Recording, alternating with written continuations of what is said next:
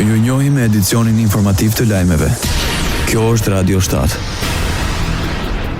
Bashkësitë fetare në Maqedoninë e Veriut dënuan incidenten e fundjavës në Shkup ku përpoq të digjen ndërtesa e Bashkësisë Hebraike dhe Sinagogës. Krerët e komuniteteve shprehen solidaritet dhe mbështetje për komunitetin hebraik. Kryetari i komunitetit hebraik në Maqedoninë e Veriut, Pepo Levi, theksoi se bashkësitë fetare në vend kultivojnë bashkëpunim afatgjat, dialog konstruktiv dhe mbështetje të ndërsjellët në çdo fushë. Nuk e dim nëse bëhet fjalë për terrorist apo ligan, por fakti është se jashtë i quajturi Shteti Islamik kishte bërë thirrje përpashk që të digjen objektet fetare të krishtera dhe hebraike. Nëse kjo ngjarje është rezultat i asaj thirrje apo diçka tjetër, do ta përcaktojë policia, tha kryetari i Bashkisë Hebraike në Maqedoninë e Veriut, Pepo Levi.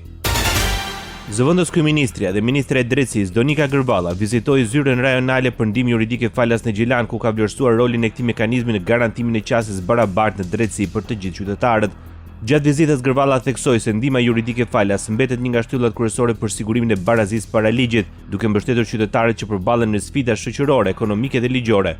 Sipas saj, qasja në drejtësi nuk është vetëm standard institucional, por detyrim ndaj çdo qytetari, ndërsa forcimi i këtij institucioni mbetet prioritet për një shtet të së drejtës. Bota.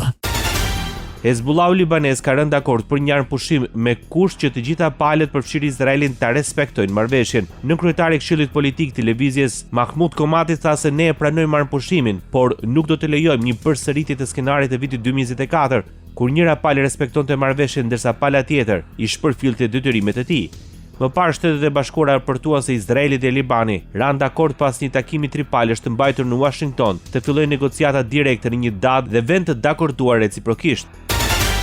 Kremlini jep mbështetje të pakushtozuar Iranit për të zhvilluar energji bërthamore për qëllime paqësore. Deklarata u bë nga zëdhënësi i Kremlinit Dmitri Peskov në një intervistë për India Today. Irani, si çdo vend tjetër në botë, duhet të ketë të drejtën dhe kjo është një drejtë e pakushtozuar për energji bërthamore paqësore, u shpreh ai. Peskov theksoi gjithashtu se marrëdhëniet mes Rusisë dhe Iranit mbeten të forta, duke cilësuar Teheranin si partner strategjik.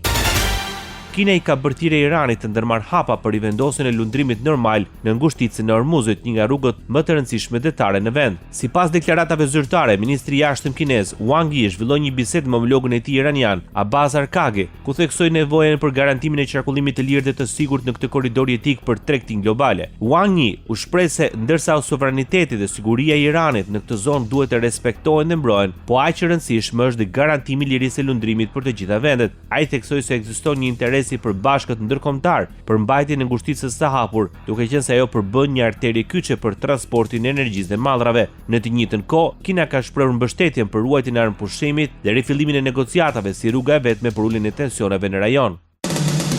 Ndoqët lajmet shkurt në Radio 7, zëri pozitiv i qytetit.